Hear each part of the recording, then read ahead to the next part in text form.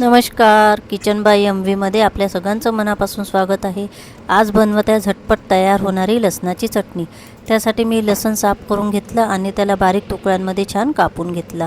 नंतर गॅसवर पॅन ठेवलेला आहे, तळका पॅन। त्याच्यामध्ये तेल टाकलं। तेल चांगलं गरम होऊ द्यायचं। हे बघा, लसूण मी थोडंसं टाकून बघितलं आहे तेल तापलं आहे की नाही बघायसाठी। नंतर तेल छान तापल्यावर त्याच्यामध्ये सगळा लसूण टाकून घेतला।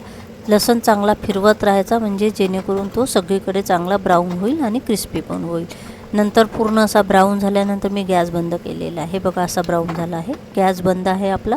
आणि नंतर त्याच्यामध्ये लाल तिखट टाकलं आहे, चवीनुसार मीठ टाकलेलं आहे। आणि हे फिरवताना सुद्धा मी पॅनसुद्धा हातामध्ये वरती घेऊन फिरवलेलं आहे। नंतर बारीक चिरलेली कोथिंबीर टाकलेली आहे। हे बघा, आपली लसणाची चटणी एकदम छान तयार झालेली आहे। समजा भाजीला काही नसेल तर साध्या वरणासोबत सुद्धा ही तुम्ही तोंडी लावायला खाऊ शकता। तुम्हाला जर माझा व्हिडिओ आवडला असेल तर लाईक करा, शेअर करा आणि सबस्क्राईब करायला विसरू नका। धन्यवाद।